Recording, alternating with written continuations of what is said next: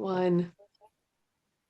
Hello, everyone, and welcome to the Poetry Salon. I'm Trisha Faye Hefner. I am your host today. I'm laughing because Allison Hurwitz and I were just chatting, and I was telling her I wish I sounded more like Krista Tippett, but I got to sound more like me. But I'm going to try. I'm just going to be a little bit lower and have more gravitas in my voice and try to make more statements and fewer questions that I end like this, like I'm from California. Speaking of which, we're going to be a little informal because I've known Allison so long that I honestly can't even remember how we met. Probably my guess is through some kind of Zoom or online event during the Great That's right. Quar. During COVID.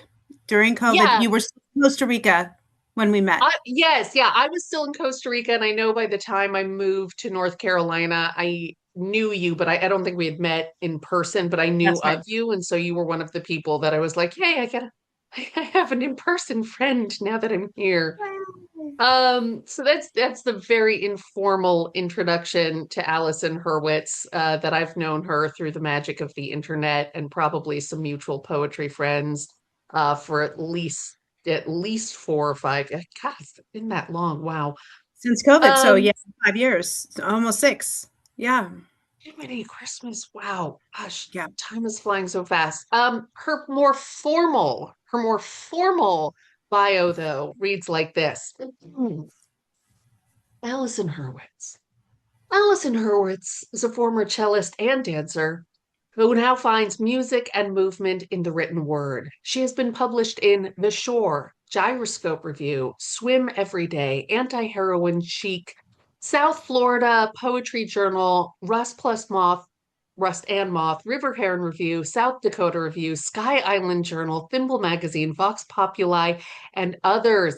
Allison was a finalist for the grand prize in Volume 2 of Poetry in the Time of Coronavirus and received an honorable mention from Tiferet Journal for its annual poetry award. Her poem, No Extraordinary Measures, was a finalist for the Rock Paper Poems 2025 Poetry Award, and her poem, America, We Hope This Is a Mammogram, was acknowledged as one of One Art's 25 most read poems of 2025. Allison's chapbook, The Thing About Belonging to the Moon, received an honorable mention from Sheila Nagig's 2025 chapbook competition, and her 2026 chapbook, Undersight, is available now from Bottle Cap Press. Um, there's more, but I'm going to end it there for the time being. Please go to That's Allison's plenty. website so you can read the rest of her bio. But right now, I'm just going to say, let's get to the chatting, and welcome, Allison. So I'm good so to glad see to be here you. with you. Yes, I'm sending you a hug through the interwaves. Well, Um, we're gonna have to get together again soon, and Absolutely. yeah. So for those of you who don't know Allison, I hope I can say this. You live in the Raleigh area. I'm not going to give your actual That's right. address or In the anything. So triangle. Yeah. you're like an hour and 45 minutes from where I live in Winston-Salem.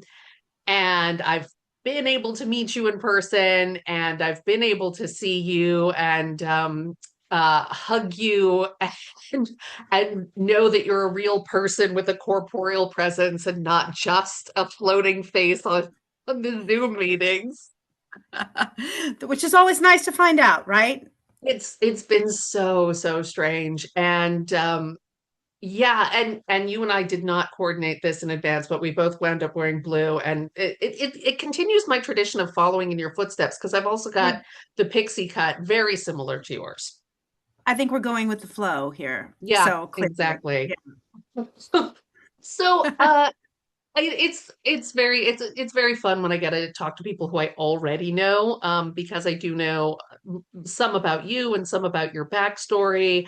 And we could probably just chat about anything and everything except poetry for a while, but I do want to give the good people what they are asking for, which is always more poetry, more poetry.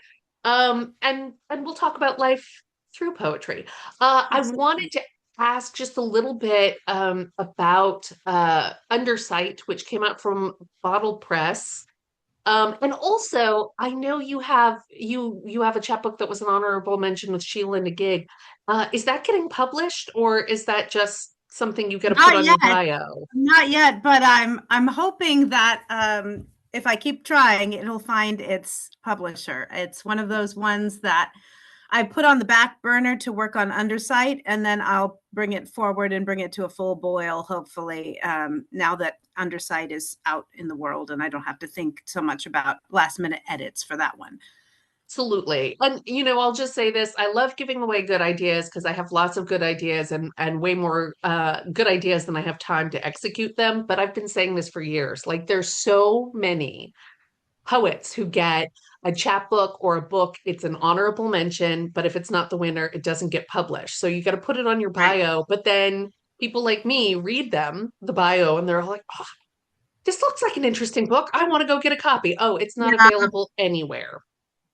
Well, Yes. Which, well, I'm going to try to change that definitely. no, But listen, I'm just saying it's not just up to you. Someone out there who has the time and the resources to start a press, somebody needs to start a press that's just for finalists. Like you were a finalist, the yes, press that named you a right. finalist can't publish your book right now because they have limited bandwidth. We're going to publish your book. I mean, again, this is something I've been saying for years. Everyone gives me that look. They're like, what a good idea.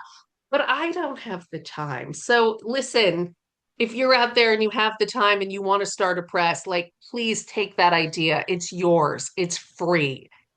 Run with it. Just, Yeah. acknowledge me in the credits or what have you. Uh, but yeah, I mean, just because it hasn't been chosen yet doesn't mean it won't get chosen. And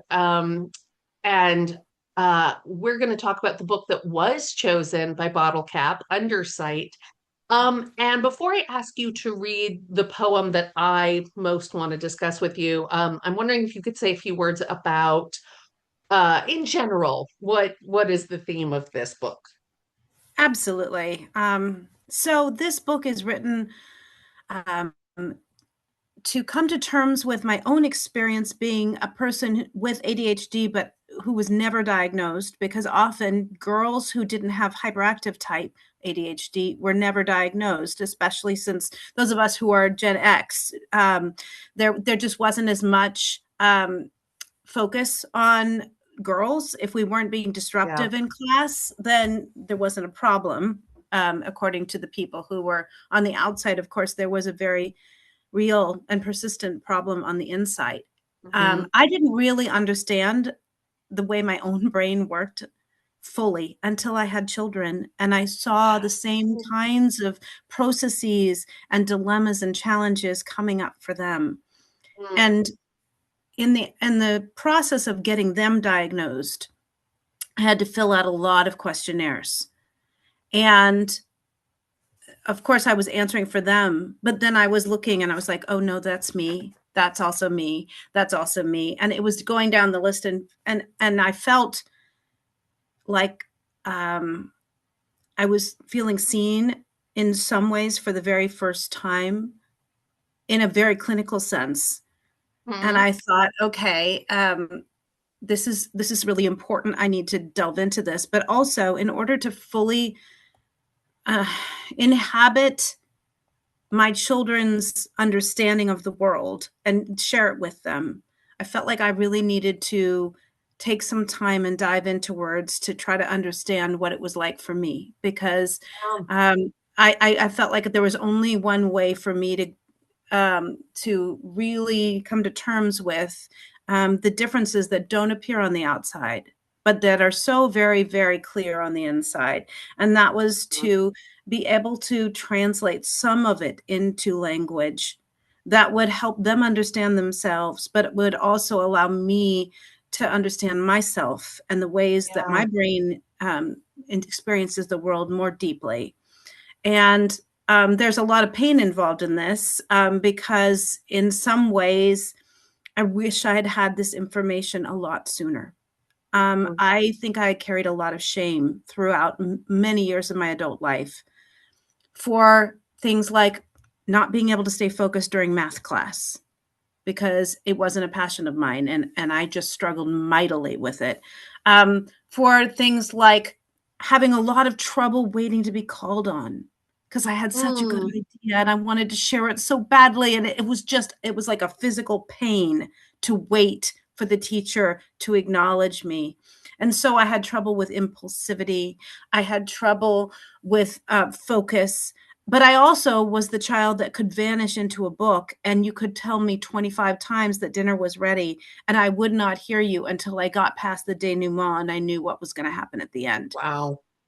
Um, so there was I started to understand that in the ADHD brain, yes, there's the classic things of having trouble focusing on things that are not big interests, and impulsivity, and Mhm. just control of executive function. Those kinds of things are very, very real. But then there's these hidden gifts. There's incredible wells of creativity and Yes. creative expression available to people who have brains like ours.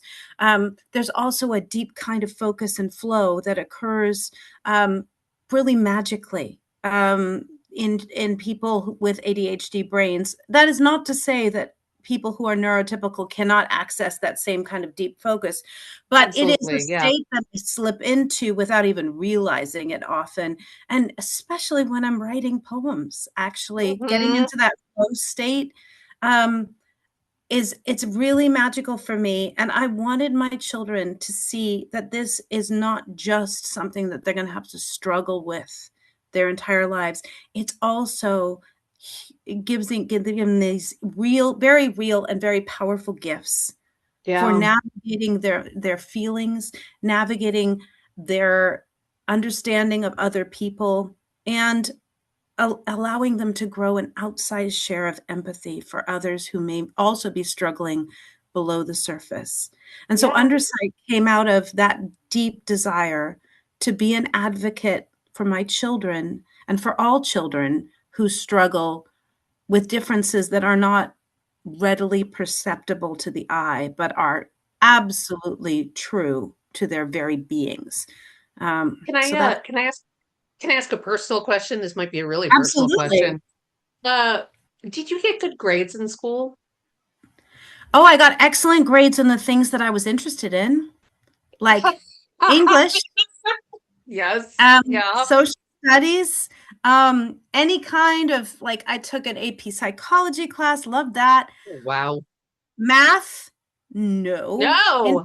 I was one of those, what they call twice exceptional. So I was gifted and also limited, you know. So Hmm. I Yes. had I had a lot of verbal and musical facility, and I was very, very good at being able to remember things as long as they were spoken because I have a very musical ear.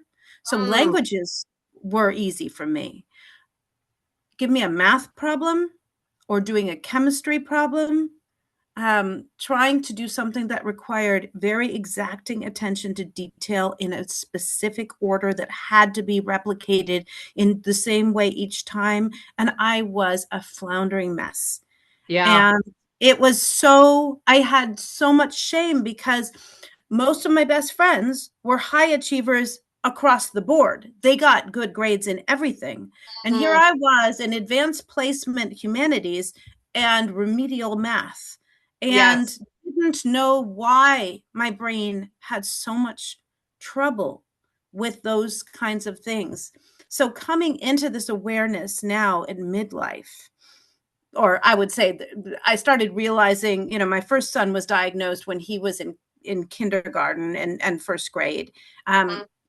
and then my second son also when he was kindergarten, first grade. So that was, late 30s, early 40s. But I went through life all the way through high school and college, not understanding why certain things were just so difficult for me. And Yeah. so the gift that has been given to me through having children who needed me to really try to deeply understand them is that I do understand them and I can love them more fully and I can let them know that there's nothing for them to be ashamed of and that they have Yeah. beautiful brains that are capable of far more than they might imagine during the hard times.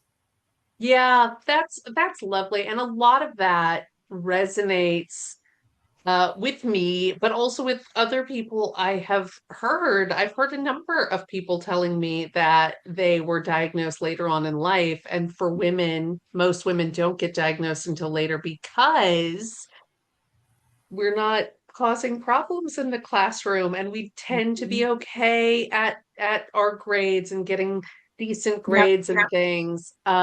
And so it kind of gets overlooked. I people in my life recently keep asking me if I have ADHD, and so I brought it up with my therapist. Mhm. And the other day I was talking about it with my husband. I'm like, I still don't really know what it is though. And I got good grades. So no, I couldn't possibly have ADHD. And my mom's dyslexic. That's why I don't like math. It's nothing to do with attention span, you know. So it's like there's all these things that factor in. But I remember looking up a video that's like, this is what ADHD is. Well, you're very emotional. And I'm like, me. You probably focus really well on things that are interesting to you. Me. You don't focus on things that aren't interesting. What are we talking about? Um, you probably what was the other big one? It was like you avoid tasks that you find boring. I'm like, who doesn't? Isn't that just being normal? I mean, it was like Time part management was huge, hugely difficult for me. In time college, management. I managed to get good grades, but not in the way that my husband got good grades. My husband was given the assignment to write the paper. He had a plan for each week of what he was going to get done. He had it all in his planner. He worked on each paragraph cyclically, making sure that everything was ready so that by the time he got to the week before, he had his rough draft, his intermediary draft, and then his final draft. I was the kid who was like, Hamlet, okay, midnight, the night before it's due, let's figure out what Ophelia's psychosis was and how did Hamlet's misogynistic treatment of her contribute to her eventual psychosis and and then I would do that and my husband would get so mad at me because I would get a good grade when I had done it the night before. But Yes. but but that does not work so well when you are supposed to keep your Drosophila fruit flies alive for a period of 8 weeks to understand genetics. In Did fact, you I kill just your want to take a moment to say to yes. my biology teacher, I am so sorry, Beth. I really, really meant to. I forgot to feed them because I was really interested in reading Paradise Lost at the time, and I I didn't feed my Oh fruit man. flies. Um, Yep. so yeah, that is very, very typical. And what was really striking to me in my children was noticing from the very beginning how incredibly excited they were about learning. Yeah. Always. But the things they were interested in, you know.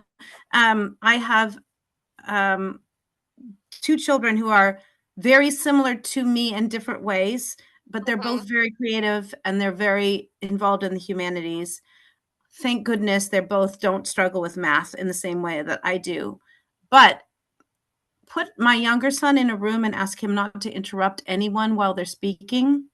That's really challenging. And it's not because Yeah. he doesn't respect and want to listen to everybody. He just can't contain himself. It's like a volcanic eruption coming out of the top of his head. He wants so much to contribute. And, Yes.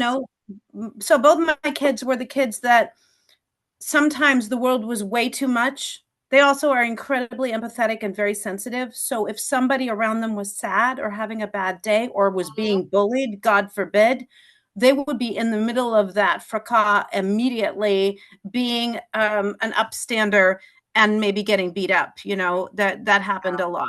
So all of this is to say that I am now finally at age 52 coming into a more holistic awareness of who I am and how my brain works, and also wanting to advocate for people Yeah. who look like they are like everybody else on the outside, but have a very different internal landscape.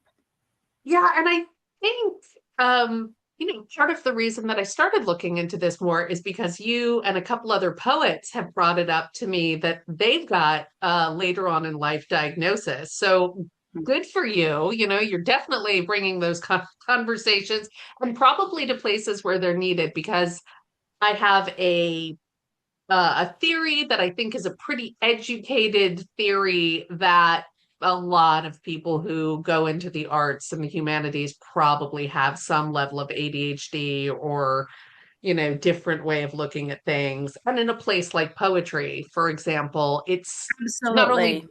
poetry is a great place to focus your attention and find a good creative outlet for whatever's going on, but it's also like the thing that maybe isn't appreciated in some situations is often appreciated in poetry.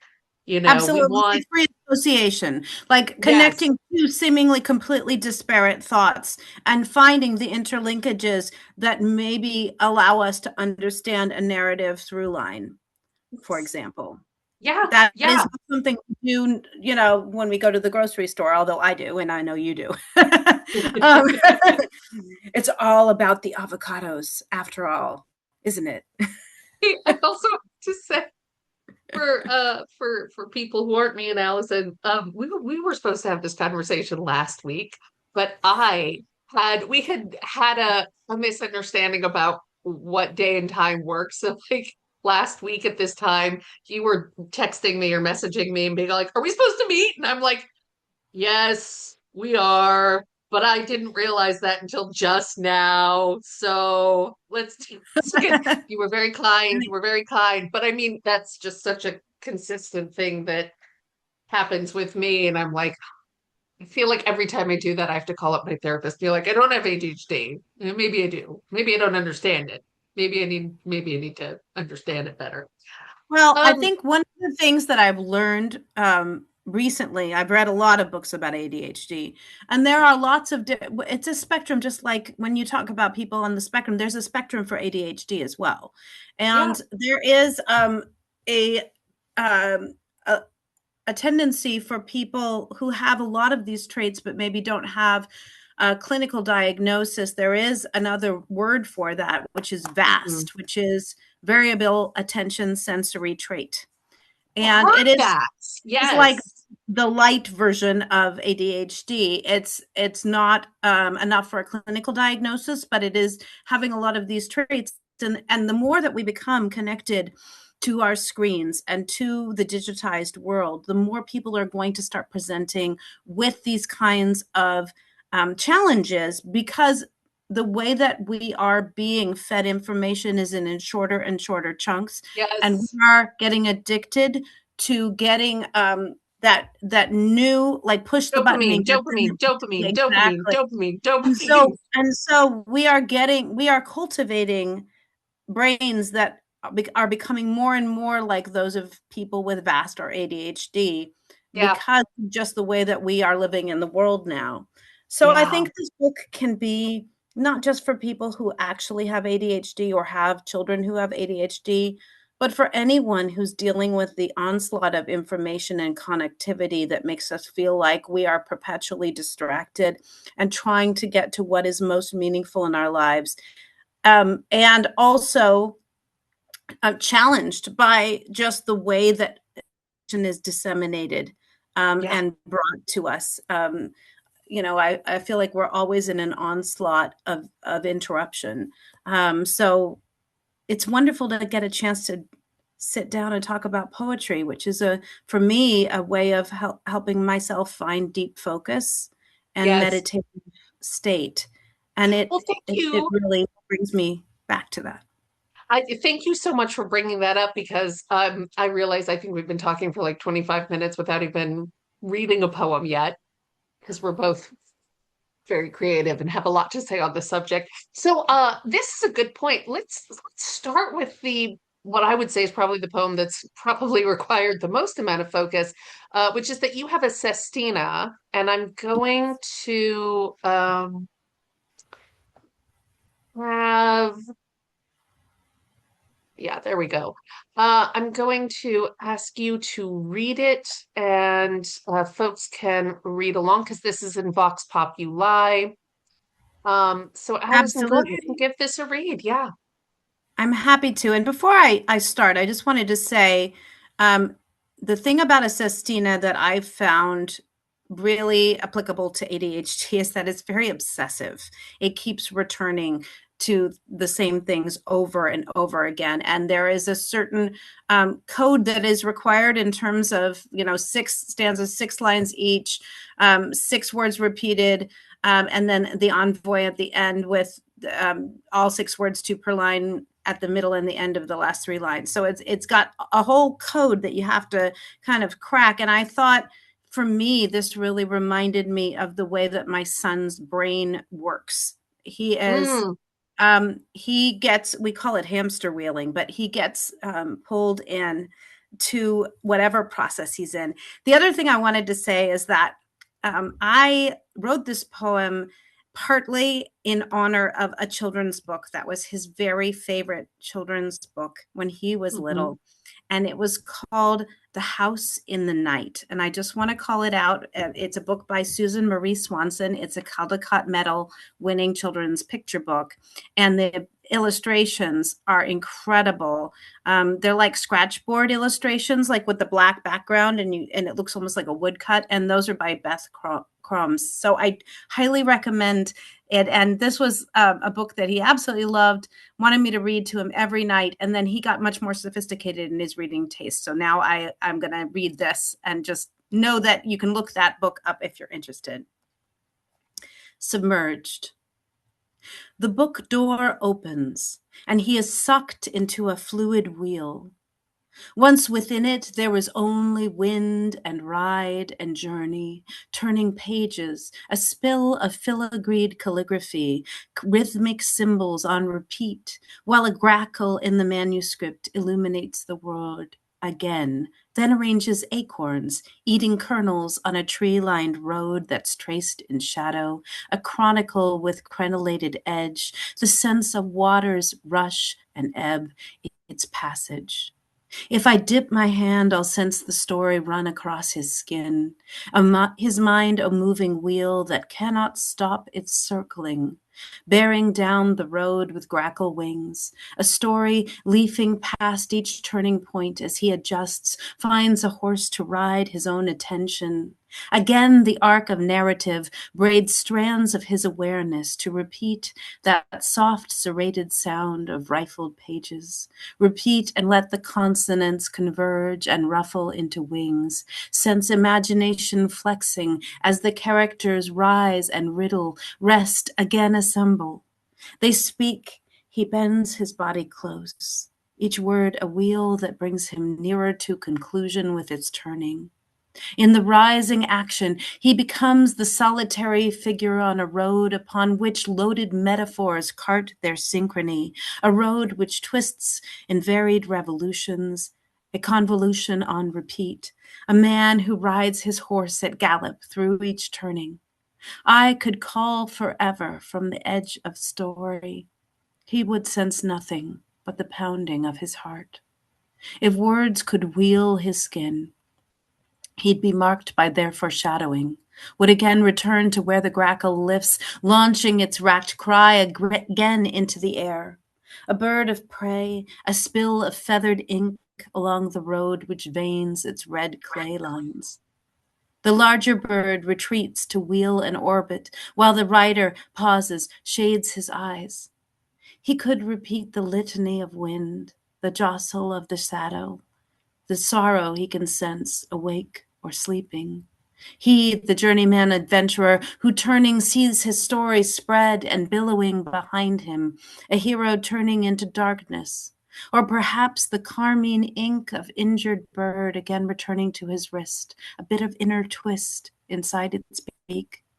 I sense the syncopation of his breath as he realizes that this road is leading him in circles. Now he must dismount, must repeat the journey on his feet, must cross the ruts left by a vanished wheel, walk backwards with his grackle on the road. He must lead his horse, repeat the revolution of the journey as a wheel before he can fit a key into its turning. Take in the final word. Hear his mother call again. Return from symbol into sense. All right. That is Submerged, A Sestina by Allison Hurwitz. And I'm going to stop the share. So I think the question, do you write a Sestina? You write that, Cecina? I mean, I'm very curious about what it's about and the life portion of this, but also like the craft portion of this. Like, did you get an award just for the fact that you finished a Sestina? Because I really think that that's like on its own deserves a trophy. Thank you. And I feel like you just gave me a trophy, so that's good enough for me. Yes. See, I I, finished the Sestina trophy. I got the Trisha trophy. Well, I think that it's really important when you're choosing to write in form that the subject matter is in conversation with the form in a meaningful way. Mhm. It really doesn't make sense to write a sestina about something that never would repeat again, for example, unless you're being ironic. There's something about which could be interesting, actually. But for me, there's some sort of obsessive quality about a sestina, of not wanting to let go of something, of like turning and turning things over in your mind and trying to see them from all different perspectives, and maybe understanding a word that can mean more than one thing in a different context. And so for me, that obsessive quality is so much part of the way my brain works when I Mhm. am sucked into something that I am really interested in. And it's definitely the way my son's brain works. He gets so fully enmeshed in what he's reading and experiencing. He loves words also. In fact, he he is a child that notices the words I use and then really wants to know why, which is wonderful. I love Mm. talking about words with him. So Oh, he is he that really fit him. It fit his personality. Go ahead. I just realized like people who don't know you don't know how old your kids are. So that's probably Oh, important yeah. information. Yeah. Okay. Well, now my kids are 14 and 17, Hmm. but some of these poems that are written in this book are from when they were quite a bit younger. Um, and the Sestina I wrote this year, he is a shout out to the books by Victoria Goddard. She is a fantastic high fantasy, um, very, very beautifully wordsmithed writer. And he is reading every book she's ever written in order. Um, Hmm. so, Nice. but they're very imagistically rich and they have a mythic quality. And he's always been interested in these sort of archetypal figures in Hmm. literature. And so I wanted to write a poem that was filled with symbol and a sense of history and myth. So that Mm. and just lyricism is so important to him. So I really wanted to write a lyrical sestina for him. It's beautiful. And I love that reminds me a little bit of like what Anne Lamott says about try writing a piece that's as though you're writing a gift for someone. Think about Yes, your target audience and do it as an act of love to them as opposed to like something you're doing to try to impress an editor or something. It can be much more absolutely. authentic and meaningful that way. Coaching on the life aspect of it, as someone who probably I feel like I should know more about what ADHD is, I think our concept or general understanding is that it's being easily distracted, and yet there is this other component of being really focused when you are interested in something. Can you talk a little bit about that and how that works for you and yours? Oh, absolutely. I mean, it's really a generational story. My father was a brilliant man who really epitomized the trope of the absent-minded professor. He Mm, would be so deeply, he was a music theorist, and he composed, he conducted, he played all kinds of music. He was a phenomenal teacher.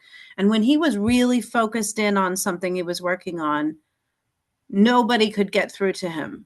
We had very complex systems. We'd bring changes on the dinner bell in different patterns, because if he heard the same pattern, he would just move it into whatever he was thinking about. So we had to ring the dinner bell in different patterns to get him jostled out of, like, oh, why are they ringing clave? Right, this is a 3-2 clave. I must come down for dinner. But also, my dad was one of these people who, um, the famous story about my father is that he put his viola in the front hall closet. So when he opened it up to get his coat, he would get his viola to go to his symphony rehearsal. But there was one night when he came back in and we were like, this is too early. He's home already. And he came in very sheepishly holding a floor lamp that had been next to the viola. And he had brought that instead, which is, I adored my father. He is absolutely one of my favorite humans ever. And those genetics have come straight down the line to me mm, and then to my children.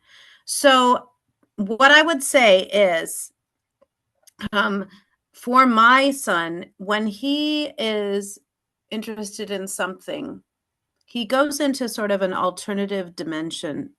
mm. Um, it's almost like, if you like Star Trek or Star Wars, it's like being in a wormhole, and the stars are going by, and the entire universe is passing by on either side, but you are focused just on your destination, on what you are focusing upon. And there is no way to leave the wormhole until you're out of it, right? You can't just Yeah. decide that you're done with your with your passage at warp 5 or whatever, and just step out of it. You have to get where you're going. And for me as a mother, it is very helpful to have been my father's daughter and to Mm. watch it from the other side of it. And then to see those absolutely same characteristics coming up in my children, who cannot get out of what they're doing until there's something very surprising that kind of jostles them into awareness. Yeah, let me ask you something about that, and this might be part of the, how it presents differently for men and women, boys and girls. Mm. I'm wondering, like, I'm not a parent, but I have spent time with my sister and her baby, and oh my God, Allison, like, I don't know how parents ever get anything done because, I'm like sitting there thinking, I will write this email. And then all of a sudden it's like, no, wait a minute. The baby is like on fire. You have to, and I'm trying to be in tunnel vision, but I can't because there's this little human. Or if I do get into tunnel vision too long, that's dangerous because there's this little human that Right, you need to be taking care of. right. So like how does that function for you? How did it function when they were little? Like Absolutely. Very important point. So well said, because I think motherhood changed me profoundly. I mhm. do not allow myself to enter flow state fully anymore unless they are not in the house, because Yes. I am worried that I will miss something that's really, really important. Yeah. Yeah. So, yeah, and I think that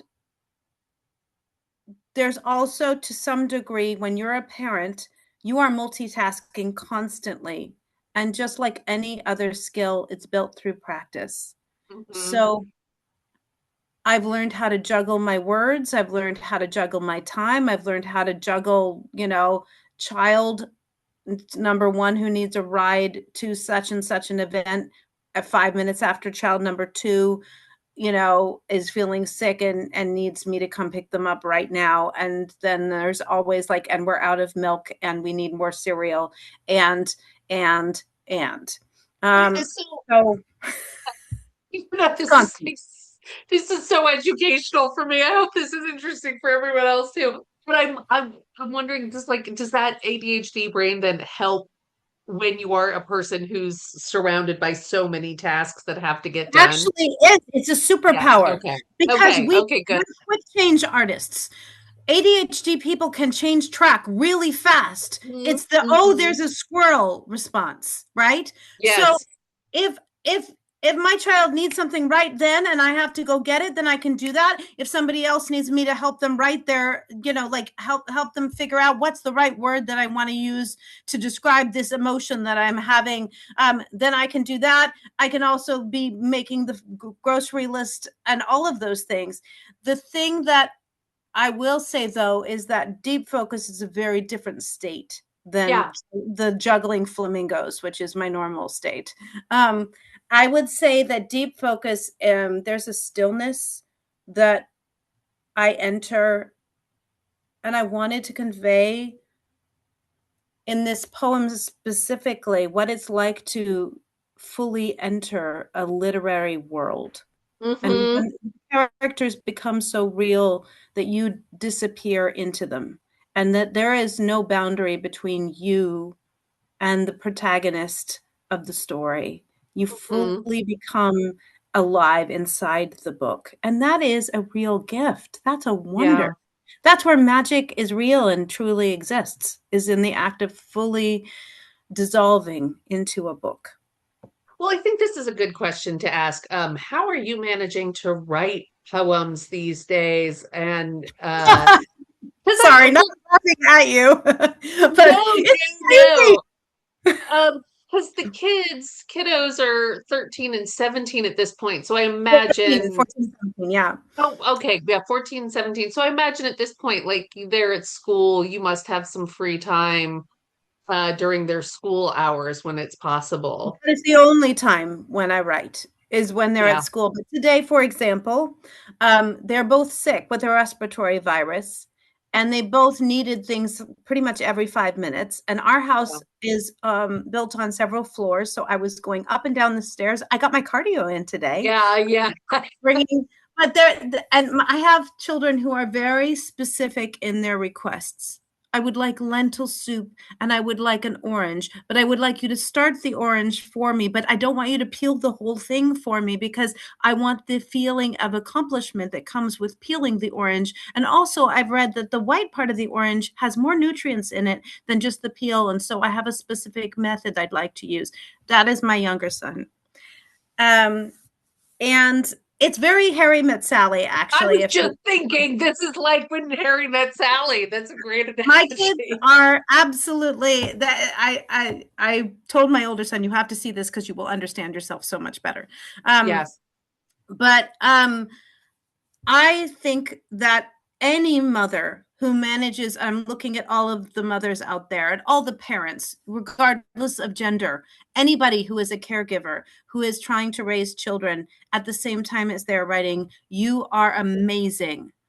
I believe in you and I am so blown away by you. The fact that you have managed to do this. I'm thinking about, for example, my friend Carrie Gunter Seymour, who is the poet laureate of Ohio, who managed to write while she was a single mother, raising her children, Yeah. living on food stamps and still managing to go to school and get her stuff done. I mean, I think about Judith Sornberger, also, who was an incredible poet and also a single parent.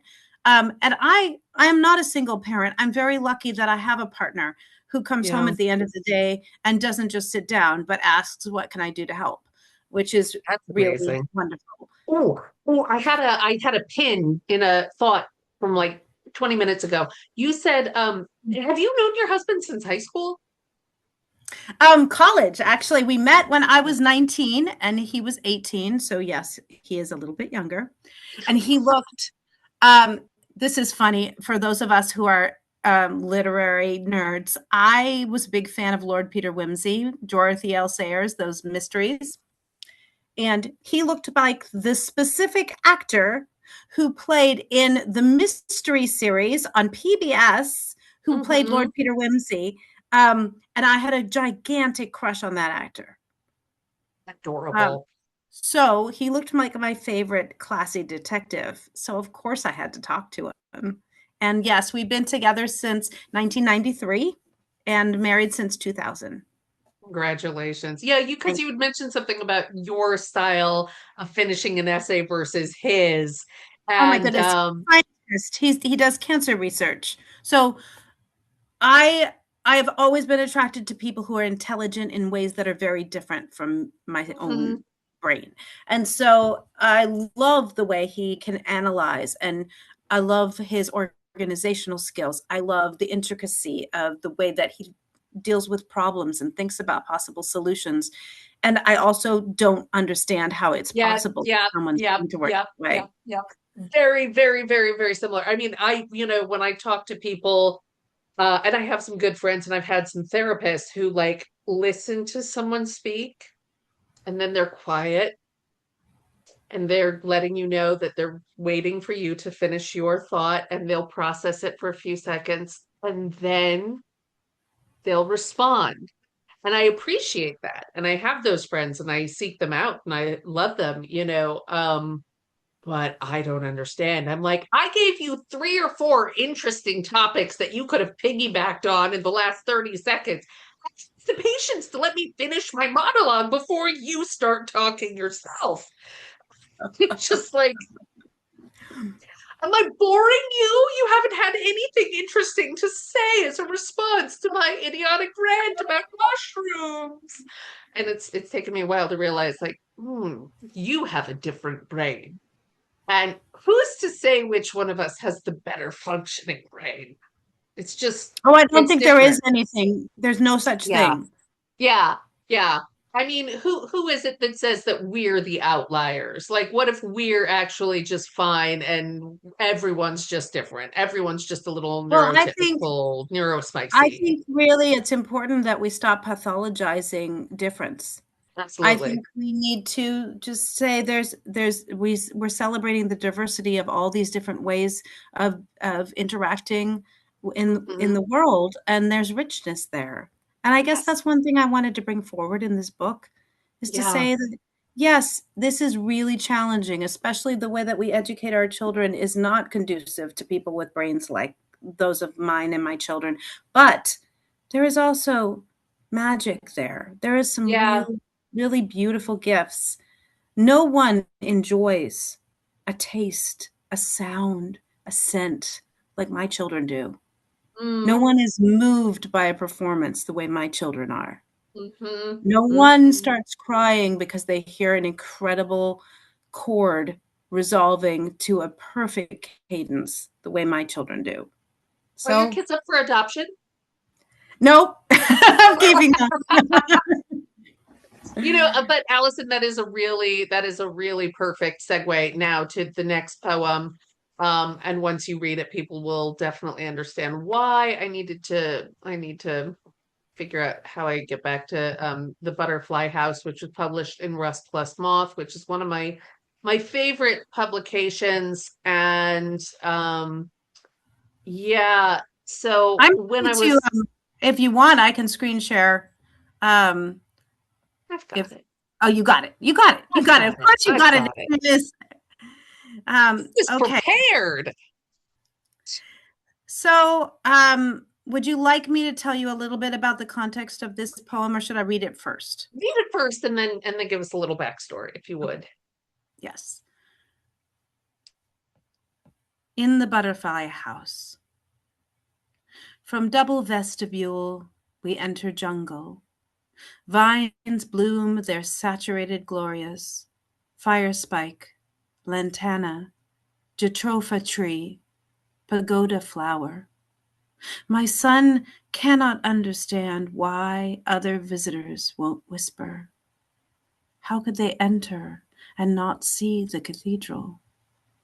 He stands still, his face upturned as butterflies kaleidoscope and drift through ferns toward a plate of decomposing fruit, where they settle, drink fermented elegies of mango or papaya. If his wish were granted here, he'd be something they find beautiful, a place they'd want to touch.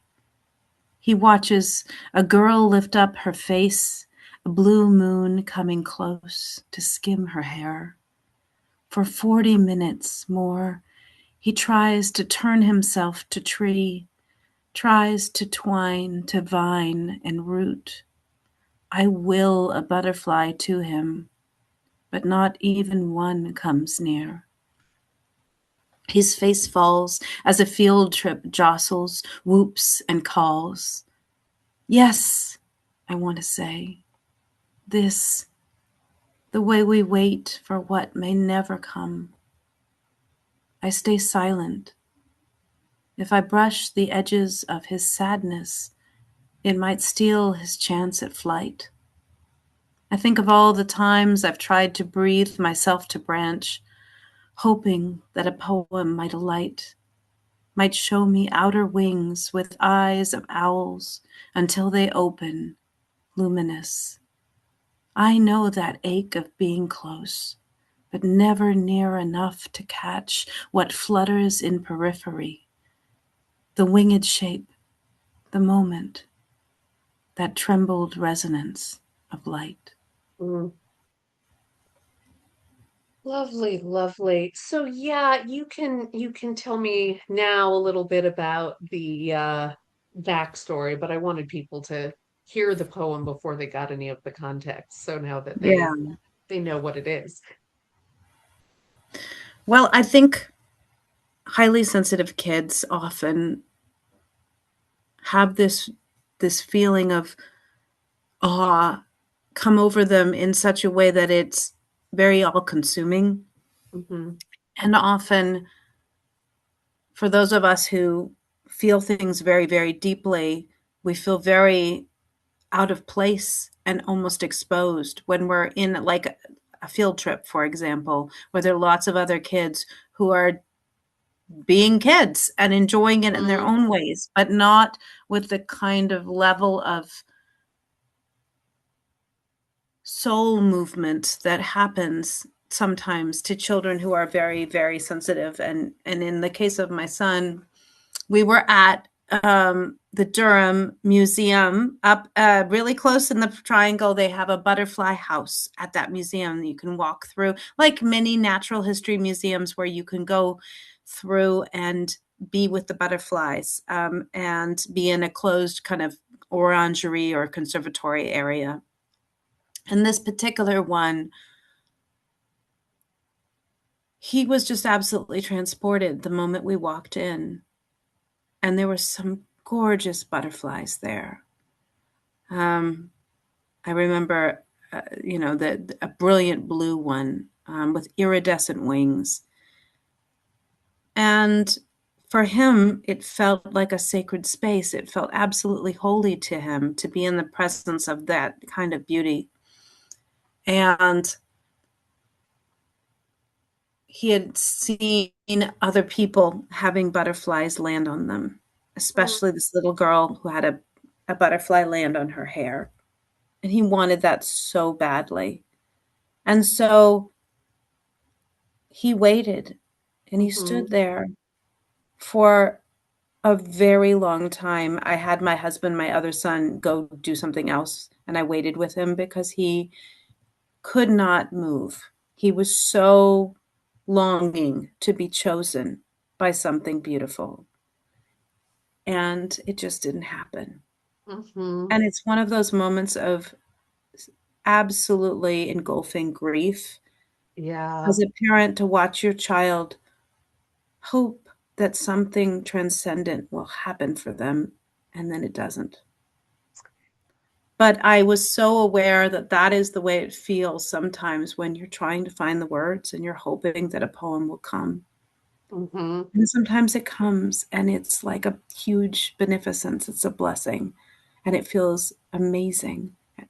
And sometimes, no matter what you do, it just doesn't come.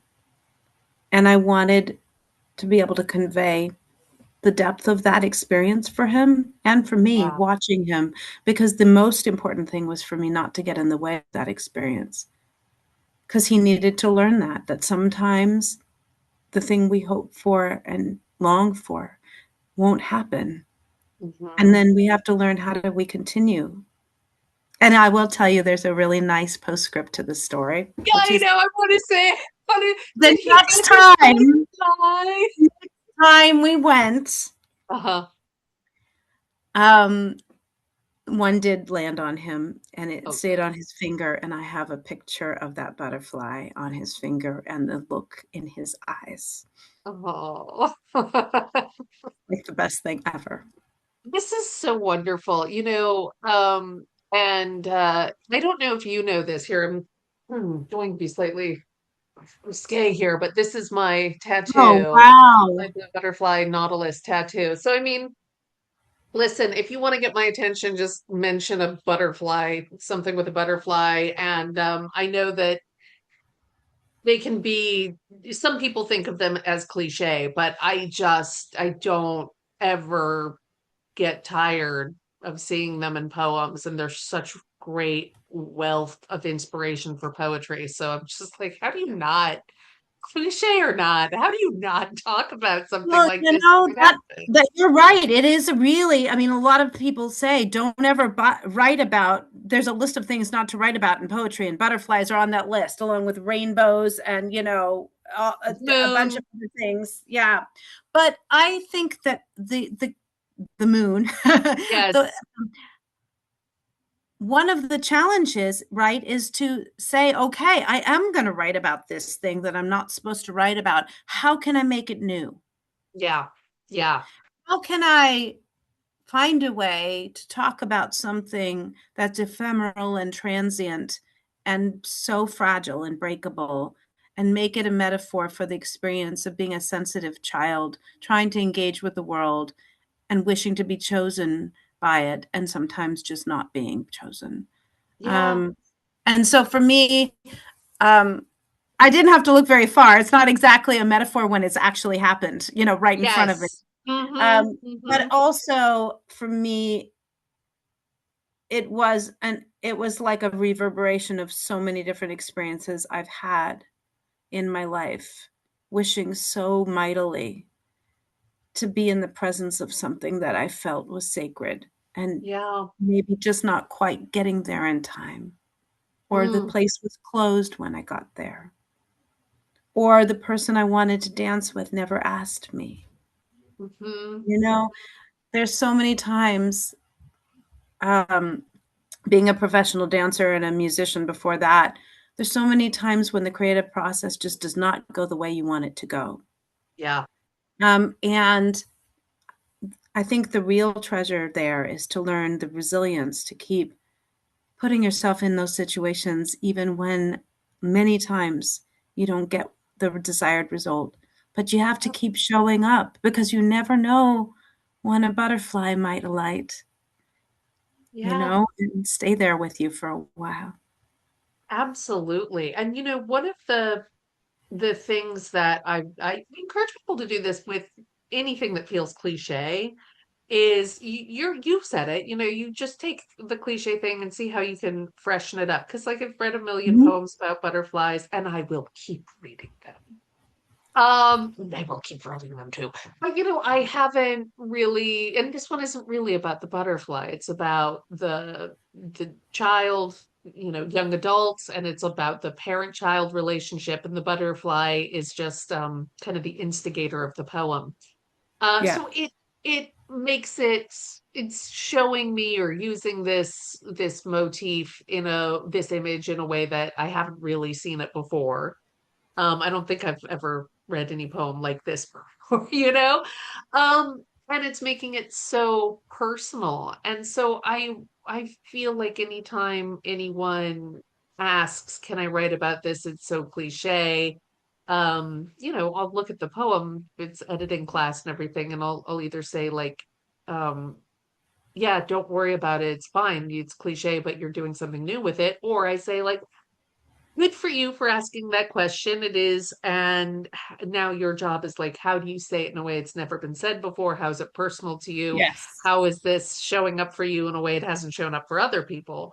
And I really love that about this poem. And I also love the glimpse into, um, what it's like to have a sensitive child, but also like what it's like to be a sensitive child too. There's this Yes. interesting framing of it. You know, we're getting it from your perspective, and it's your perspective of him, and kind of imagining what he must be feeling as well too. So yeah, it's a really layered piece. It's beautiful. Thank you.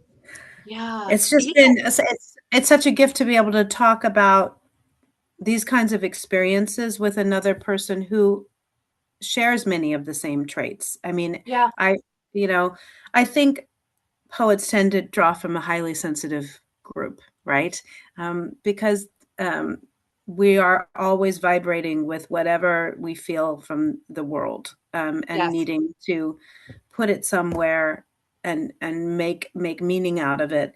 Um, but I really feel like we are entering a new time of opportunity to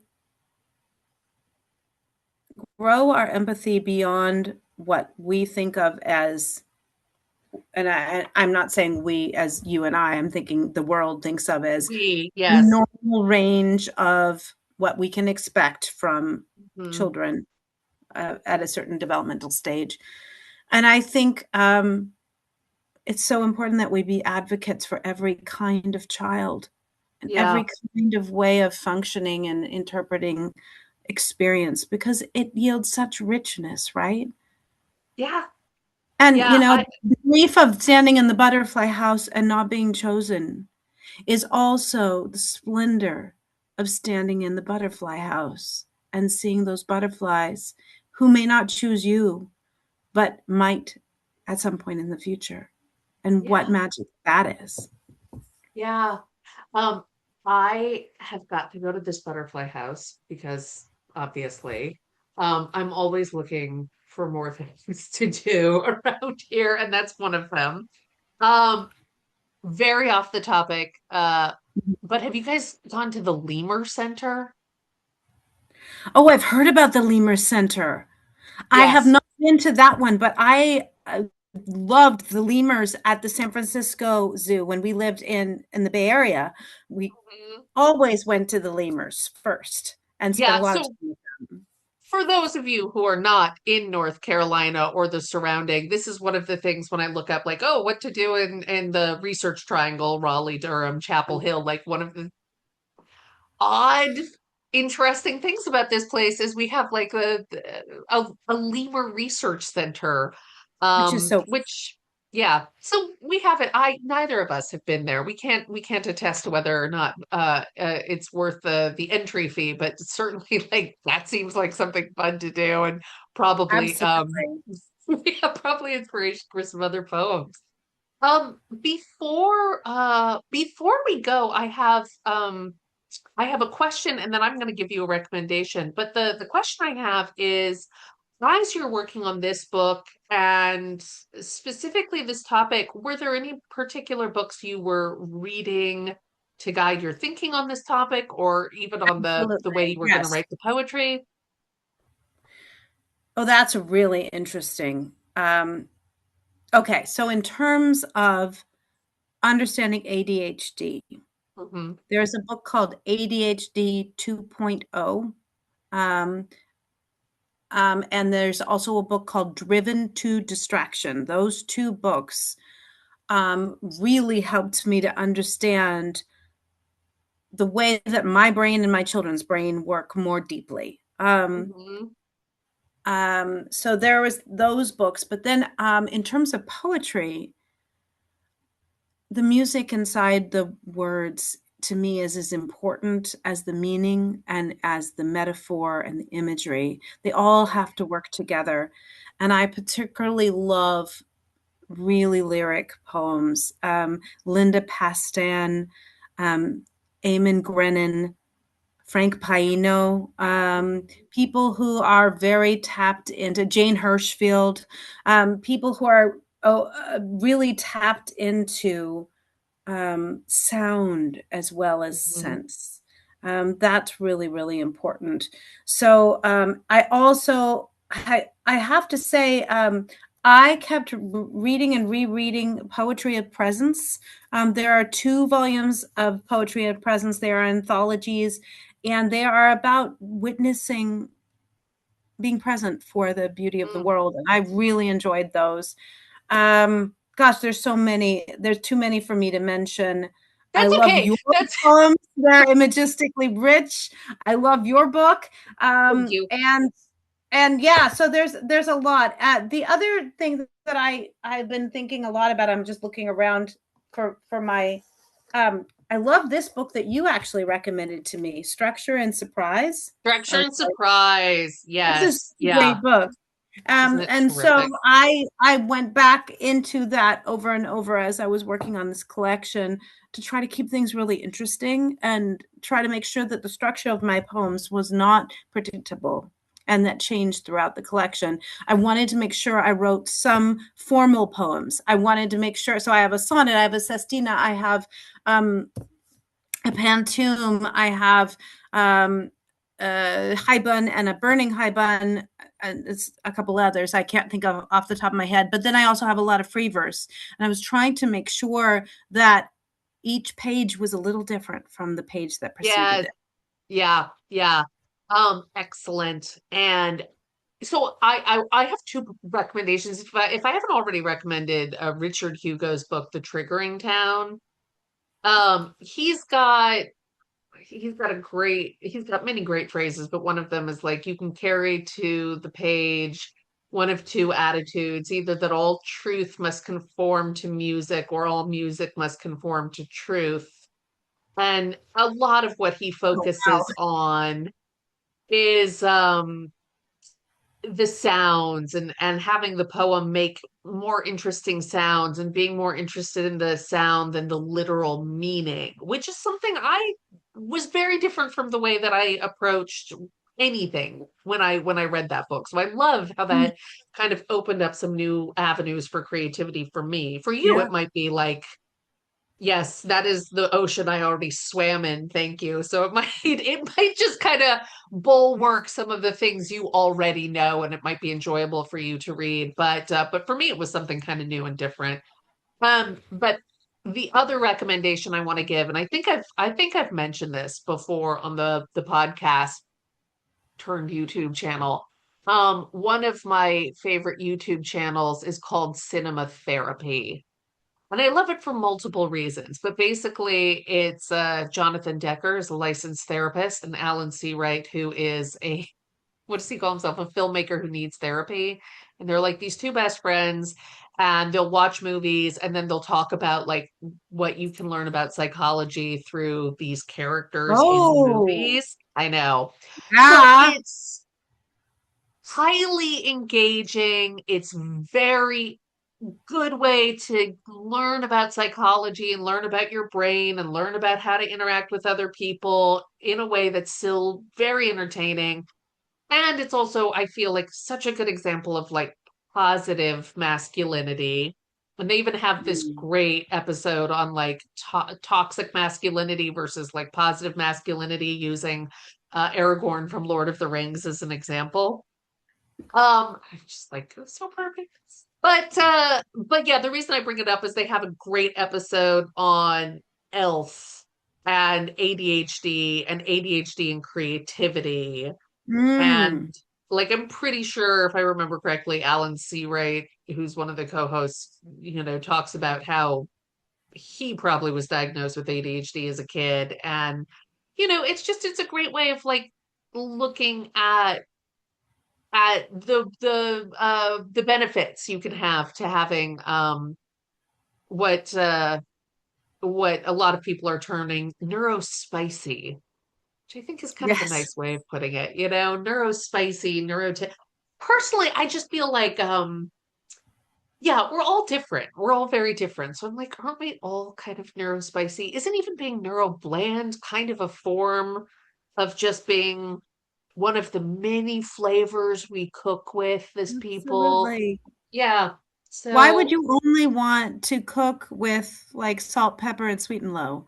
You know, you need the entire spice cabinet. That's what yeah. makes the food sing.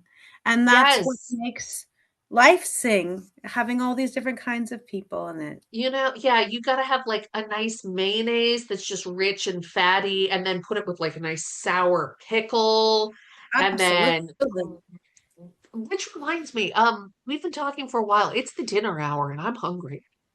Uh, I was wondering, I was about to ask you, have you eaten? I had Because you, I was smart enough to have a late lunch so I could get through this without, being distracted by my stomach grumbling. But as soon as I said the word pickle, my stomach reacted. It's just yeah, like I am definitely a girl who loves brine of all kinds. So I will let you go off and find your perfect brine.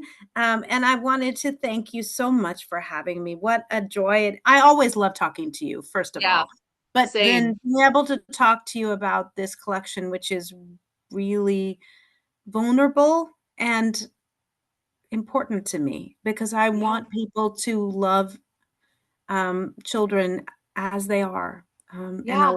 and make space for all different kinds of perception in the world. Right. And I'll just say, I won't get into it too much, but like my mom had dyslexia back in the 50s, and just listening to her stories versus where I know we are now, like we have a long way to go, but we've also Yes. come a really long way. So Yeah. just, more power to us all, and we'll just keep going, keep going. Allison, I'm going to see you again sometime soon. I'm Yes. sure it won't be too long. But thank you so much for taking the time to interview with me now. And once again, the book is Undersight from Bottle Cap Press. That's correct. And your website is really easy to find. Just look up Allison Hurwitz, Hurwitz, Hurwitz. And that should take you to Allison's website pretty easily. And we'll see you next time. All So have right. a Thank you so much, Tricia. It was such a pleasure. Had a great absolutely. time. I'll see you again soon. Have a good Okay. night. Bye.